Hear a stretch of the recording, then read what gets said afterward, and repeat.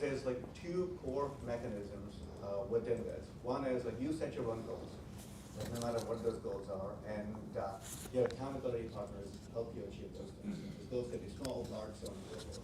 The second one is set up goals that are more aligned to longevity.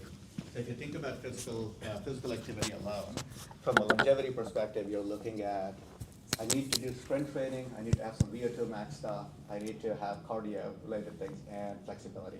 So we structure it based on, do you want to work out 2 days a week? And if so, this is your starter pack sort of stuff. Gotcha. Right? That's how it's done. Go ahead. 2 questions. What is your revenue model? How do you plan to make revenue from your customers? And second, what is your customer acquisition strategy? So from a revenue model, it's twofold. Like one is the freemium model. And from a freemium perspective, like I said, the core social aspect of it, the accountability, partnership, et cetera, that is free. But for the premium features on that thing, which is meal planning, resilience score, being able to track your progress month over month over month from your lifespan perspective or health span perspective, that costs like $5 a month. Right. And the second revenue source is the B2B side of things. Your fitness coaches, youth sports, et cetera. And per coach, it is $9.99 a month. What's your customer acquisition strategy? So we're experimenting with it.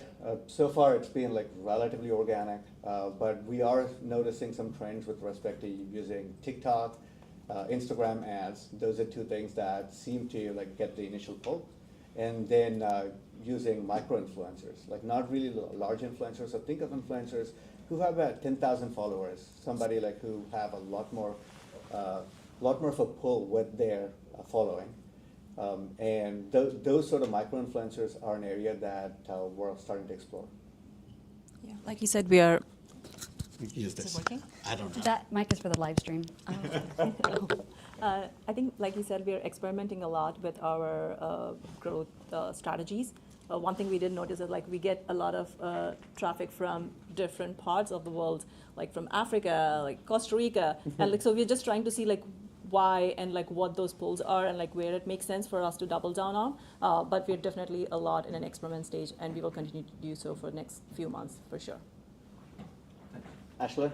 Have you considered adding like a product like a scale into So, it? but I know you want to stay away from fitness, but especially if coaches are wanting to use this to track who they're working with, Yep. like a BMI scale or something like that. that is a wonderful question. Yeah. Sorry, like I'm using the mic to make sure that if it goes into live stream, they can This hear is the live answer. stream mic. It's a wonderful question. We don't want to be owning any of the hardware stuff, but we're absolutely open to partnerships. In fact, Shri just started conversations with Body Spec, like the DEXA scan and those sort of things. So partnerships with these hardware providers and the device providers and be able to integrate all of the data to provide insights. And that's the right path for us. Yeah. Sorry. So what do you do to process the data? Do you have like ML models or AI behind the scenes? We do. We absolutely do. Some parts of it are mostly linear models. Like, so think of this as it's a very nonlinear curve, but you operate within the linear portions of that curve, right? And there's like tons of like research that's publicly available. So it's not something that is patented or it is like we're not trying to like create some secret sauce that we don't want to share. Some of this is publicly available longevity research that we're bringing to the masses. Go ahead. Regulatory affairs nerd question. What guardrails do you have in place to keep this from being regulated as a medical device? So like we are very clear that these are all estimates. For example, when I say it's a health span thing, health span increase, like we specifically say that it's not a guarantee, but based on your age and your current lifestyle, this is approximately like what the average person would increase from a health span perspective. So we're not diagnosing anything. We're not prescribing anything. So from that perspective, like it doesn't come as a medical device from a regulatory perspective. Yeah, I saw the mention of being used by physical therapists, and that kind of what made me. So, yeah, no, it makes sense. Like from a physical therapist perspective, they mostly look at this not as a prescriptive device, but mostly as an adherence device. So it's like the patients meet physical therapists like once a week or so, but physical therapists tell them like go do these 2 things at home next Thursday and Saturday before you see me again on Tuesday? Or are they doing this on Thursday and Saturday? There's like a big retention issue for like a lot of these coaches, fitness, like fitness coaches and PT coaches as well. That if they don't do it intermediately, like they don't follow the plan, they don't see the results, and end of the day they leave. So they want to make sure that there is stickiness and they continue to do what they're supposed to do. I think Shahar had his reign before you. Oh, Dr. Kirk? Yeah, well, I'll say what you probably would expect me to say or ask. So people with significant disabilities and older people have significant issues with being sedentary, which leads to lots of health issues and obesity. So I just wanted to ask if you've paid attention or taken care around the accessibility of your product. So the libraries we use by default should be accessible, but I will recheck a bunch of those. Is it an app? It is an app. And so, for example, like the labeling of different buttons, the layout of the buttons, so on and so forth, the libraries that we use should provide it, but I need to test that. Apple has really, really good Yeah. standards for app accessibility. Thank you. Thanks for bringing that. We'll for sure. I think he had his hand raised Yeah, before. I just want to say I love this because I have been in physical therapy and they give me the packet. I'll do the stretch once, and then it's Yeah. gone. Everything is just shuffled in the car. Similar thing with my girlfriend as well. She's a dental assistant. She's got a lot of pain in her neck. We get the papers, and you do it for a couple of days, and the adherence is not there. So then we're also on our phones all the time. That's for right. work and everything. So I think this is an amazing idea. So I say, like, download the app, make you be your accountability partner for your girlfriend and vice versa, and make sure you kick each other's butt. I love it.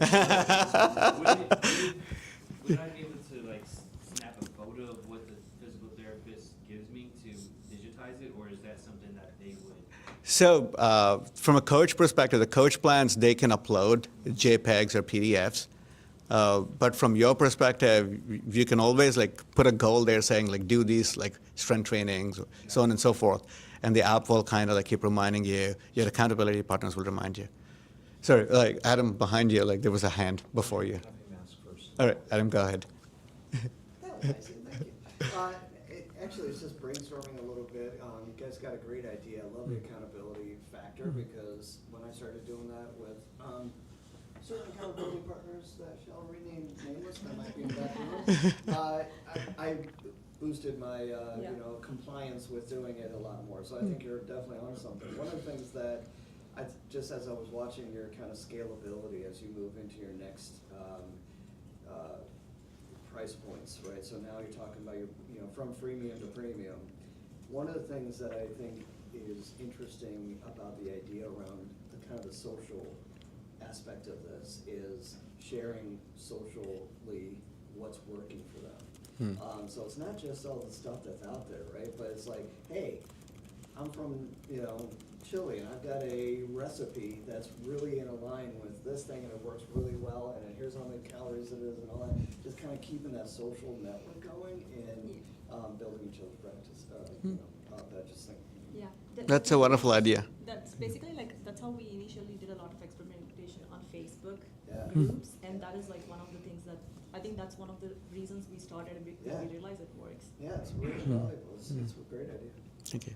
You had a question, sorry. As you got answered, I was trying to figure out what the differentiator is with Strava. Is it really just that accountability? Is that the way? Yes, so think of it, the biggest thing is that Strava is there like when you do things, and WeSweat is there when you start to miss things. Right. So, but 90% of us, like, this is what's more applicable. Research that actually works. Sorry? Have you done any research that actually works? So there's a whole bunch of scientific studies on this thing, sociological studies as well, that shows that having accountability partners, even just sharing your goal with someone else, that helps you achieve the goal. I think it's 65% increase in the probability of achieving the goal. And if you start doing things with the other person, then I think it goes up by 95%, right? But most of us don't have the luxury of being able to do with the other person. So the next best is like sharing those goals and have the other person hold us accountable, right? So that's the mechanic that we're trying to use here. Like you have, I Chris. want to ask about the overhead for data acquisition. Uh-huh. So the watch itself has a very sensitive accelerometer and orientation sensor on it. That I would think that, like, one of the reasons that Fitbit was successful is it could determine the number of steps that you took without your having to give any input. And so, do you have a manual input for the person describing what they're doing? Yeah, it's a, Sensors? by default, you just take a screenshot of whatever you're using, or you just type it up. In fact, this morning, Nathan, he onboarded and he just made a statement saying had a great workout at 7 a.m. Right? And that is kind of good enough because, again, it's people versus people.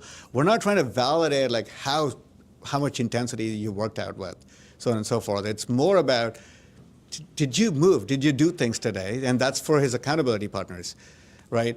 Now, having said that, like we're also like using, so apart from, there's integrations already there, but apart from that, there's a bunch of things that you can detect without having any of these devices as well. So for example, you can detect your heart rate and heart rate variability using a pulse oximeter kind of model, from using just the camera on the phone. And that's something that is coming within the freemium features. Yeah, so I think, just to answer your question, right, there is a lot of friction to just work out, right? Someone wouldn't go to the app to make up saying that I did an amazing 5 miles run and then post it to a friend just to like get out of like someone nudging you. I feel like that takes a lot of effort.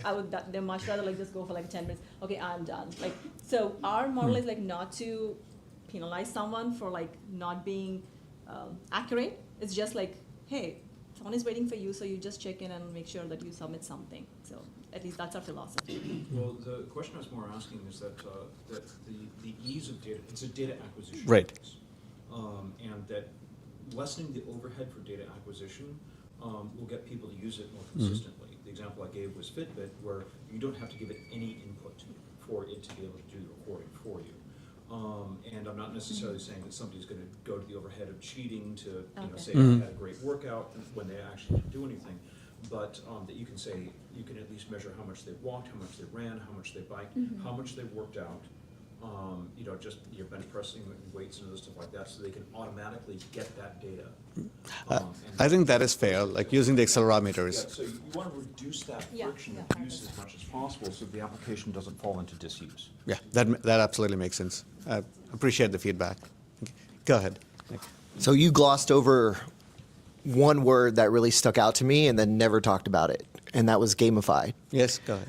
Yeah. So I'd really like, so my Duolingo gets so mad at me at the end of the night. We love Duolingo, by the way. It's an inspiration, yeah. Right, and this is it's kind of an artificial nudge, right? Like to log in, but I would kind of put that in the gamify category. Yeah. So can you help me understand, like, what are some of the gamify applications or rewards or badges, whatever you're thinking to gamify this? It's because like reason why I ask that is because I think that's just kind of where we're at today, is that people do like these it's accolades. you need to convert like a 50-year game into a daily thing and make people show up. So it's the classic PBLs, right? Like the points, badges, and leaderboards, sort of things.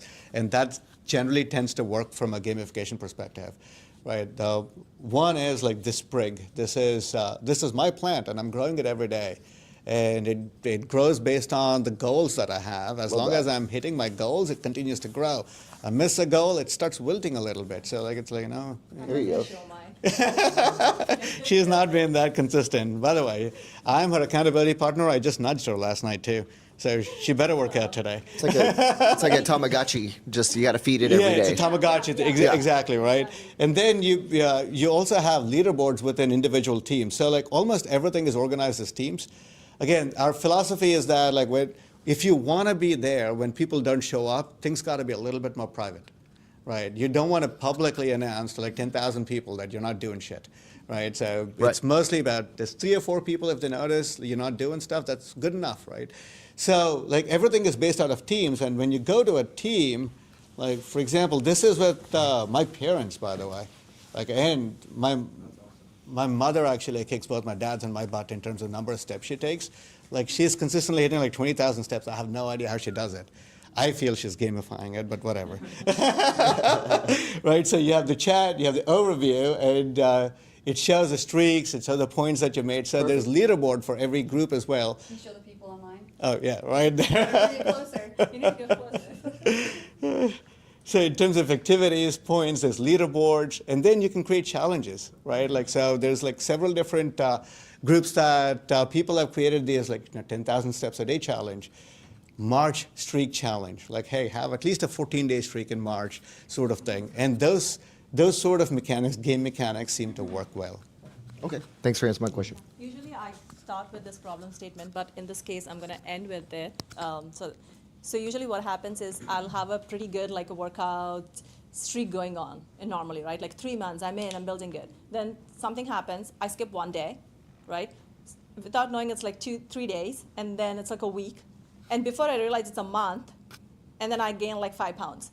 If someone would have stopped me that first week saying that, hey, what's happening? Why are you missing? Like, all you need is, like, this has been over the years, and it's been consistent across friends as well. Like, all you need is like, hey, someone is like, why are you missing for this week? Like, I didn't see you. And that's it. Like, if you know someone is noticing you, you'll get back in the first week and stop that, like, cascading effects. And that is where this app really come into picture and like help. It's not about tracking, like how intense, and all I need that one step, and then I'm intense. Again, I'll be back in the game. So yeah, if that's your problem statement, then we spent. Get on the app. iOS and Android.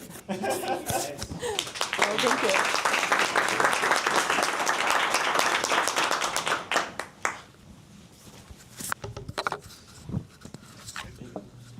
Perfect.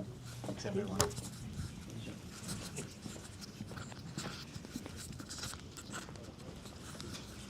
Yeah, I'll get them clipped up.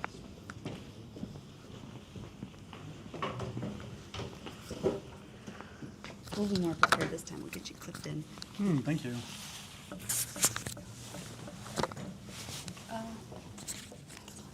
How do I?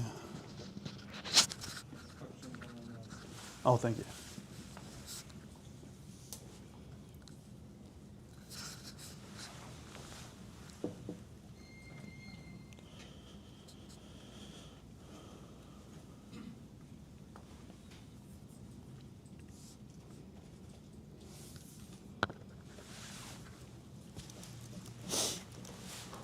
Top right. 2707. 2707. Thank you. Took me forever to find it. Well, I appreciate you.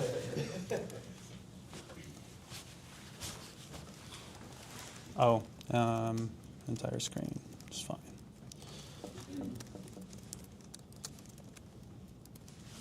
All right. Thank you very much for giving me the time to present my my project.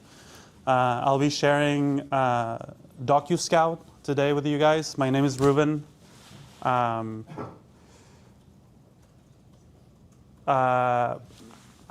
start introducing myself. I didn't think about that before, but my name is Ruben Moreno. I'm the founder and inventor of DocuScout.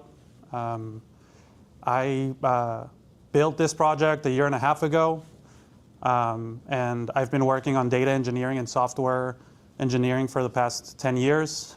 Spent 7 years at Amazon. That's how I ended up moving here to Seattle 9 years ago.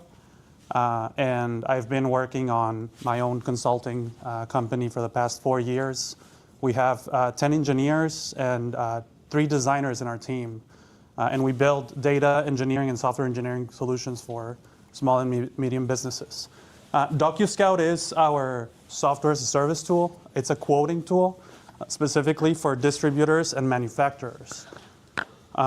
It's essentially an AI sales assistant that speaks your business, and I'll tell you why. So I'll start with the problem. First off, if anyone has here worked at sales, especially at a showroom, you'll know that a lot of the time you do on selling is, clicking buttons, registering data in systems, and then saving it all in an Excel sheet and then sending it to your finance team for them to approve, and then they send a quote.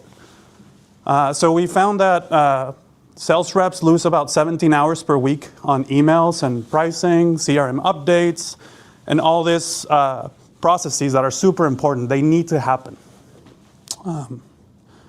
So that's kind of like what we're solving. Why now? It's okay. So the solution is an AI sales assistant, but you'll see how this is kind of taking its own shape and form. I don't like to describe my tool as an AI sales assistant because it's more than that. It's more of a quoting suite, quoting tool. That's what it does. It just takes in requests and then produces quotes that are able to synchronize and integrate with your ERPs, operating systems, instantly. And the most important part and the thing that I'm most excited about is that it talks, right? It speaks your business. You can actually talk to your machine. You can talk to your mobile phone. And the experience that we're trying to build is as if you're talking to an actual salesperson. And the salesperson is helping you navigate through the shopping experience for that showroom or that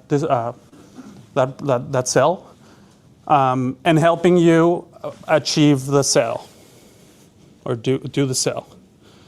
Our tool has some skills. The cool thing about this is that it's basically like an email assistant with a sales assistant connected. So you connect your email, and there's an AI assistant that's reading your emails and identifying quoting requests.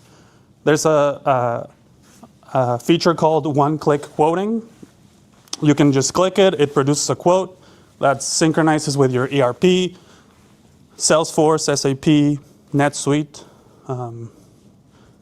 And all of this is kind of, there's a lot of meat here, but I'm just skimming over it because what I'm most excited about is to show you the product. So DocuScout.com is available in DocuScout.com in this domain. Oh, I need to sign out. I didn't even look at time, so please let me know if I'm running out or anything. So the first company I talked to you about, this is my consulting company, data engineering, software engineering consulting, CodeStackSystems.com. This is my team. This is the team that this is the team of engineers that is building DocuScout.com. And DocuScout.com promises to turn your quote requests into a closed deal 10 times faster. It looks to do that through the email assistant and the Quote OS functionality. And I'll show you real quick because I don't know if I have enough time. So basically, you log in. It wants you to connect your email. Once you connect your email, like I already did it, it's like a couple of clicks. You'll see two labels. One is unread emails. It identifies unread emails, and then it identifies unread emails that have a quote request. So these are the ones that you want to click as a salesperson instead of skimming over your entire inbox. Hey, I'm remodeling my house in Los Cabos. I would like a quote request for the following items. So there's two ways to go about it in DocuScout. You can just click click quote. It produces the quote, logs it in the dashboard. It's connected to SAP. In this case, these are Sub-Zero, Wolf & Cove items. So they sell refrigerators, grills, and ovens. And so this person wants to remodel their house, and they want to buy this product. So, the normal process is I log into the inventory system. I see if they're available. There's a whole bunch of steps. But this system's already connected to the inventory system. It's already connected to SAP and the discounts logic. So I can click click quote. It'll produce the quote. I think since, so there's a bug right now, but I'll show you what it should produce through this one. So here I'll just do the same. So we're creating the quote through the email, but doing the other option, which is like the quote generation tab. So I can just either start speaking. So this has like a speech to text. So I can just click to start speaking to it. That reproduces the experience of you talking to a person. And then it'll transcribe what it's writing to you. It's essentially like an interaction with ChatGPT. That's what we're trying to mimic here. So it's essentially you're typing, you're talking to it. And what happens here is that for this account, I already have the product catalog for Sub-Zero configured because we did a quick connect integration to their SAP instance. We were able to bring their product catalog. So DocuScout knows what these products are. So essentially, those are kind of like the avenues for you to create the quote. I asked it, hey, Liam is remodeling his house. He needs this units of this SKUs. And apply a distributor's discount. So the tool says, perfect, I'll do it. So I just need to confirm it. And once I confirm it, it'll produce a quote template that is now logged in our system attached to this account. And it now synchronizes to their SAP or if they use Salesforce. So it'll push that quote to those systems once it's done. So that's how we deliver the promise of, from quote request to a quote in your system immediately.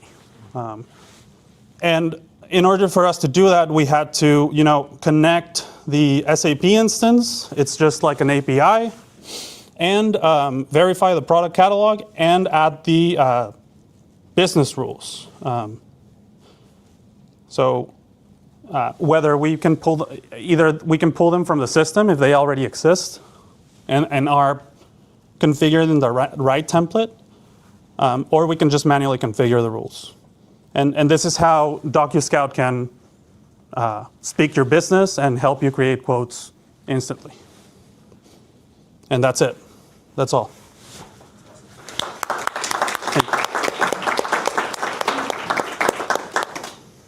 What industries or verticals do you see this being most used by? Manufacturing and distribution. Specifically, I'm done talking. specifically machinery, equipment, like grills, refrigerators, and ovens. The thing about this type of products is that their sales life cycle is very unique. It's not like you just roll up and you can pick it up and leave. There's issues with availability of inventory. There's issues with sometimes you need a specific appliance, but you need the customized variant from it. So it's a very high touch sales process. That's why we're targeting companies that have showrooms, like Caterpillar or Bobcat, or the like Wolf, Cove, or Sub-Zero.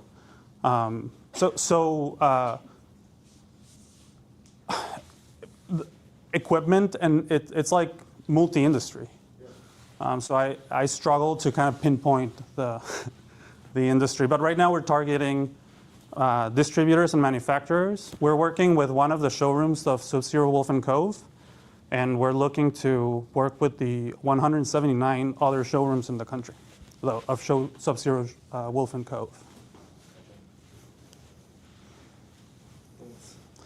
Yeah, thank you. And our product is ready. Oh, sorry. I want to ask about, you mentioned that it integrates with SAP and Salesforce. If I were to deploy this, how long would it take to do the integration between this tool and those systems? Absolutely. It depends on the amount of data you have in your instances, but it will integrate in less than a week, and that's considering manual testing as well. So the data dump, it lasts it's like within hours. It shouldn't last more than 3 hours. Now, is this interface read-only? In other words, is this only reading from the product database in SAP or ERP or other ERP systems, or does it actually write into It also change- writes. It also changes data. It also changes data. Yeah, that's how we log the quotes in the system once we produce them. Okay, so it's just logging the quotes is the only thing it writes. The system That's doesn't correct. mutate anything like my inventory. It does not. It doesn't change, and it's actually on the SAP modules. It's a read-only, and it writes only to the module where the quotes are produced, which I don't remember what the name is. Yeah, that's a great question. Thank you. Thank you. Hey, I have 2 questions for you that are a little tough. Yes, but, please. Maybe someone's got to ask them. Number one, when I was researching, I saw there's another company online also called DocuScout, Yeah. run by Metered. So do you guys have anything to do with them? And then my other question is, have you ever met anyone from DocuSign, and what do they think about the fact that your name and logo looks just like their old one? Yeah, for the first question, I don't know who they are, and we have nothing to do with them.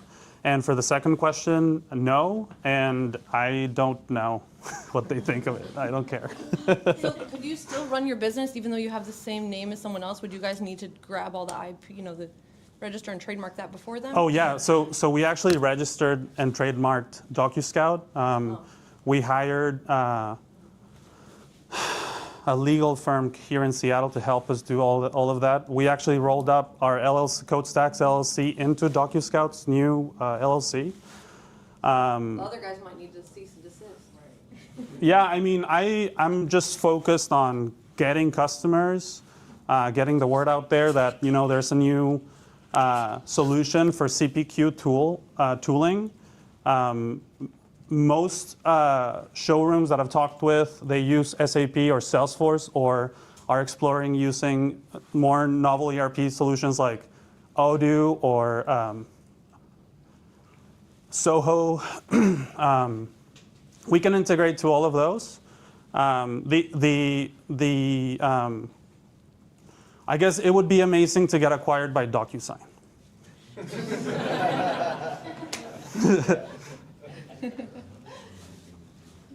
So you mentioned email as the input to the system. Is there a reason for that?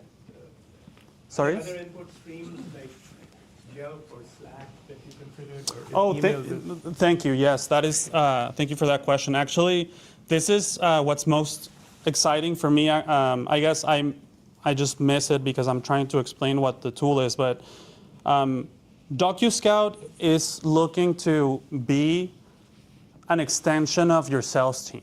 It's looking to be synthetic or digital salespeople.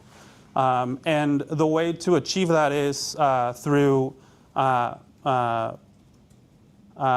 a ubiquitous experience. So, I showed you the one-click quote creation flow with the email assistant. I showed you the quote creation flow with kind of like the talk to the model. That is the idea. Like, you can text this tool. It'll have a number for you. Once you configure it, you can text, hey, I just got a house in Cabo. I want to outfit it with Sub-Zero Wolfen Cove in the first room and in the first floor and the fourth floor. I don't know. Some people live really extravagantly, but they need to solve this problems for themselves. So, like, the idea is, instead of sending a WhatsApp message or an SMS to a salesperson, you would send it to this tool. You'll know if the items that you're looking for are available or not. It'll help you create your purchase order, and then you can bring it to the salesperson, and you'll have a smoother experience buying your products. And as a sales team, you'll be able to quote much more too. But yeah, thank you for that question. The idea is that we create ubiquitous experiences through these different channels. Hey, what is your workflow engine behind the scenes? Is it like an LLM or do you Yeah. build it yourself? No, we built, it's an LLM. It's all built on AWS. We're actually AWS partners as well. We're also looking for implementation partners in the AWS ecosystem, if there's any here. But yeah, it's all built with AWS. I started building it actually with ChatGPT's API, but then we migrated it to Anthropic ones in Cloud Haiku 3.5 in Bedrock in AWS. And right now we're exploring using AWS's, I think it's called Luna. It's basically Claude, but it's cheaper for us to use. So, and the experience is the same. Honestly, as a builder, building this tool, like a quoting experience, I see experience parity in terms of what LLM I'm using. So the LLM is not super important for us.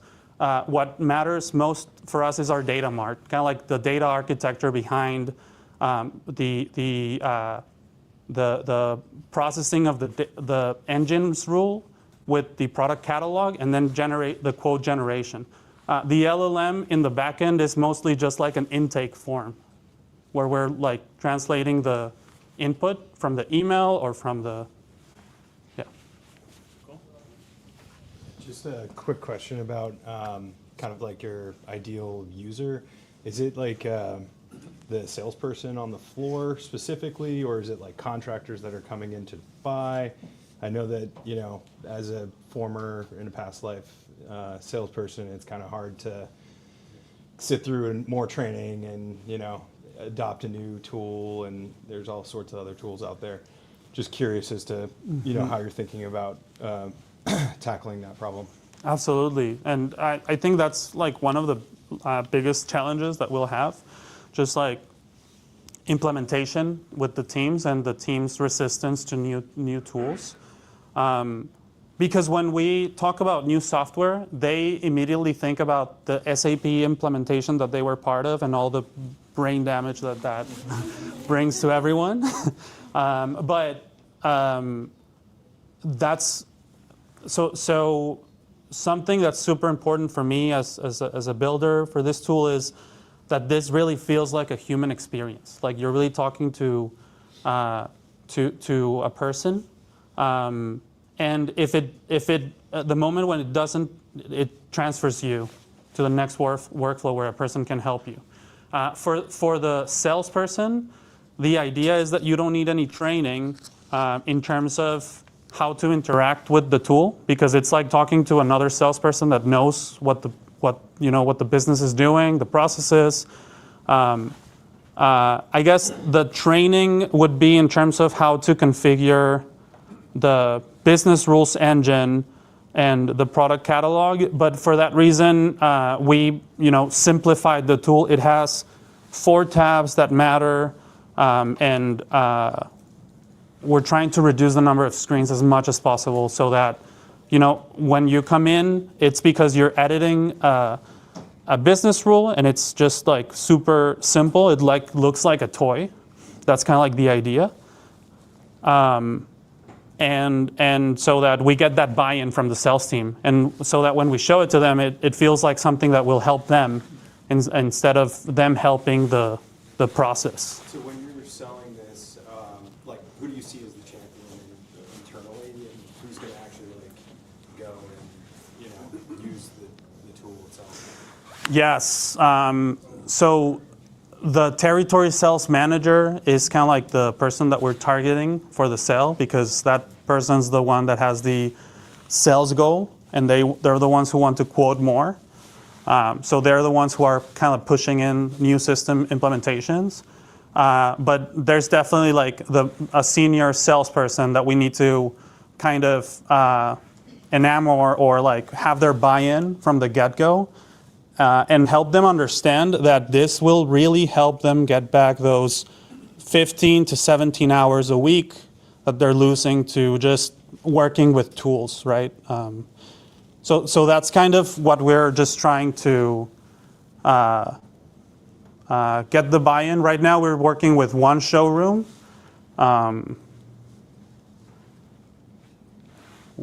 excited to work with more. Thank you. Yeah, thank you. I've actually also got a ERP question. What's your plan for ensuring like ongoing compatibility, like if SAP rolls a forced update or anything like that? Yeah, I have people in my team. Literally, it's part of the SOPs of the operational excellence program. Check compatibility of the software tools. SAP and Salesforce are very tricky. Even when working with SAP and Salesforce consultants. So I think, I don't want to use the word hope, but no, but just work hard at, trying to get ahead of it and try to be proactive. And when, things happen, be quick to react. Last question. We're going to get some lunch if everybody's okay with that. I've got a few messages. Have you encountered a problem with the context window? Because if you have an extensive version database, I think you have to. And how do you solve it? We solved it through MCP. So the first MVP I built, it was a RAG model that where I uploaded some Excel sheets or some CSV files, and that was like the product catalog.